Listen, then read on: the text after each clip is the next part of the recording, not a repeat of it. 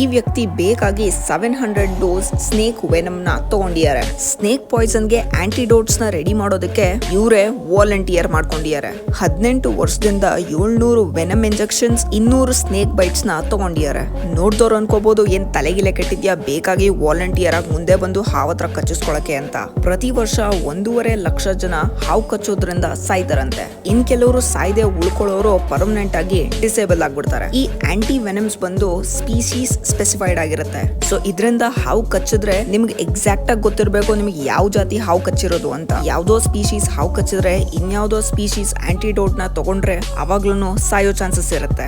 ಅದಕ್ಕೆ Tim fried ಅನ್ನೋರು ಅವ್ರನ್ನೇ ಎಕ್ಸ್ಪೆರಿಮೆಂಟ್ ಆಗಿ ಮಾಡ್ಕೊಂಡ್ಬಿಟ್ಟಿದ್ದಾರೆ. ಇವರು ಹಾವಿಂದ ಕಚ್ಚಿಸ್ಕೊಂಡು ಅವ್ರ ಇಮ್ಯೂನ್ ಸಿಸ್ಟಮ್ ನೇ ಚೇಂಜ್ ಮಾಡ್ಕೊಂಡ್ಬಿಟ್ಟಿದ್ದಾರೆ ಸ್ನೇಕ್ ಪಾಯ್ಸನ್ ಇಂದ ಸರ್ವೈವ್ ಆಗಕ್ಕೆ. ಒಂದ್ಸಲಿ ಕೋಮಾಗೂ ಹೋಗಿದ್ರು. ಆದ್ರೆ ಈಗ ರಿಸರ್ಚ್ ಹೇಳ್ತಾ ಇದೆ ಇವ್ರ ಬ್ಲಡ್ ನ್ಯೂಟ್ರಲೈಸಿಂಗ್ ಆಂಟಿಬಾಡಿನ ಡೆವಲಪ್ ಮಾಡ್ಕೊಂಡ್ಬಿಟ್ಟಿದ್ಯಂತೆ. ಸೊ ಈಗ ಸೈಂಟಿಸ್ಟ್ ಇವ್ರ ಬ್ಲಡ್ ನ ಯೂಸ್ ಮಾಡ್ಕೊಂಡು ಆಂಟಿಡೋಟ್ ನ ರೆಡಿ ಮಾಡಕ್ಕೆ ಟ್ರೈ ಮಾಡ್ತಿದ್ದಾರೆ. ಇದರಿಂದ ಇಡೀ ಜಗತ್ನ ಫಸ್ಟ್ ಯೂನಿವರ್ಸಲ್ ಆಂಟಿಡೋಟ್ ರೆಡಿ ಆಗಕ್ಕೆ ಚಾನ್ಸ್ ಇದೆ. ಇವ್ರ 18 ವರ್ಷದ ಹಾರ್ಡ್ ವರ್ಕ್ಗೋಸ್ಕರ ಒಂದ್ ಲೈಕ್ ಮಾಡ್ಬಿಡಿ.